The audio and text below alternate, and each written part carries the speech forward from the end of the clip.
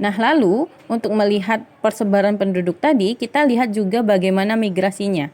Bagaimana perpindahan penduduknya atau gerakan penduduknya. Karena migrasi itu adalah gerakan penduduk yang melintasi batas wilayah tertentu. Berarti orang yang berpindah. Migrasi itu artinya berpindah seperti itu. Nah, migrasi ini dibagi atas dua. Ada internal, ada eksternal. Kalau yang ditanya in berarti dia dalam. Kalau X berarti luar. Berarti kalau migrasi internal itu hanya di dalam negara saja atau secara nasional. Ada dua, ada transmigrasi dan urbanisasi. Kalau transmigrasi itu perpindahan penduduk dari pulau satu ke pulau yang lain. Kalau urbanisasi adalah perpindahan penduduk dari daerah desa menuju ke daerah kota, seperti itu. Nah, migrasi ini terbagi lagi menjadi 3, yaitu ada umum, ada spontan, dan khusus. Kalau migrasi umum itu perpindahan penduduk yang diorganisasi oleh pemerintah. Berarti kalau transmigrasi umum ini dibiayai oleh pemerintah, memang difasilitasi oleh pemerintah. Contohnya transmigrasi yang terjadi pada zaman Pak Soeharto, sehingga banyaknya daerah-daerah Kalau di Jambi ini ada di daerah Tebo, ada di daerah Bungo, ada di daerah Muaro Jambi. Kalau di daerah Muaro Jambi itu di daerah Sungai Bahar, seperti itu.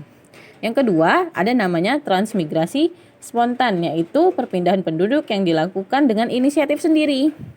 Nah, berarti dia yang ingin transmigrasi. Contohnya nih, antum awalnya tinggal di Jambi, lalu tiba-tiba papa antum dipindah tugaskan ke Papua, yang menyebabkan antum harus ikut papa antum ke Papua. Berarti antum telah melakukan transmigrasi spontan atas kemauan sendiri.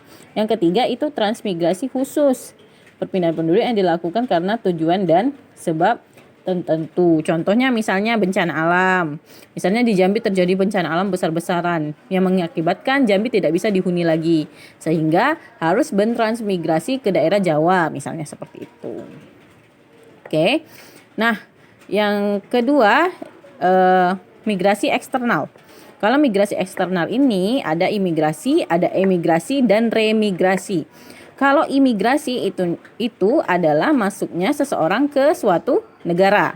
Kalau emigrasi, kalau berarti eksternal, berarti keluar. Berarti keluarnya seseorang menuju ke negara lain. Yang ketiga itu remigrasi. Remigrasi ini adalah pengembalian penduduk ke negara asalnya, seperti itu. Oke. Nah, sekarang kita bahas tentang komposisi dan pertumbuhan penduduk. Nah, komposisi penduduk ini adalah pengelompokan penduduk atas dasar kriteria dan tujuan tertentu. Untuk melihat komposisi penduduk, ada namanya piramida penduduk. Nah, piramida penduduk ini terbagi atas 3. Ada ekspansif, ada stasioner, ada dewasa, dan konstruktif atau tua. Nah, bisa dilihat di buku antum di halaman 57.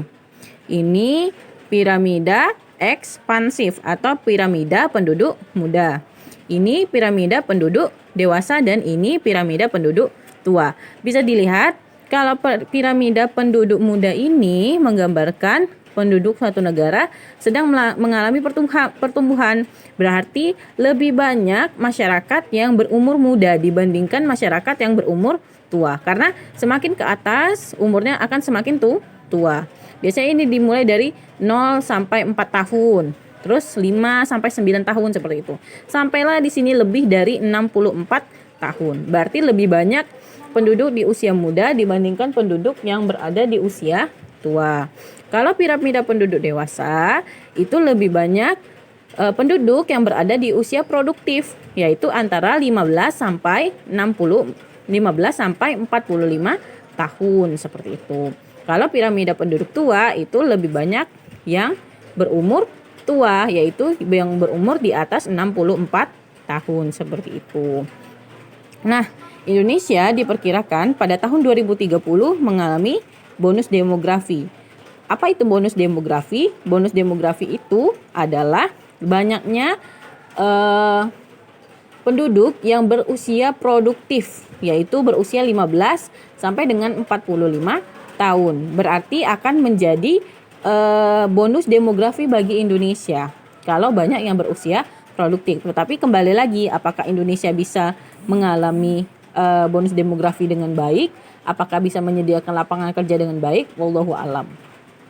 Seperti itu. Oke, selanjutnya ada pertumbuhan penduduk. Nah, pertumbuhan penduduk ini ditandai dengan adanya kelahiran dan kematian. Kalau banyaknya kelahiran berarti penduduknya semakin bertambah banyak, makin bertumbuh. Sedangkan kalau banyaknya kematian, lebih banyak kematian dibanding kelahiran, berarti pertumbuhan penduduknya menurun. Seperti itu. Yang ketiga, kualitas penduduk. Yang selanjutnya kualitas penduduk. Nah, kualitas penduduk ini dilihat dari 3 aspek. Yang pertama pendidikannya, yang kedua kesehatannya, dan yang ketiga pendapatannya. Semakin tinggi pendidikan, semakin sehat warganya, dan semakin banyak lapangan pekerjaannya atau pendapatannya tinggi, maka kualitas penduduk akan semakin baik.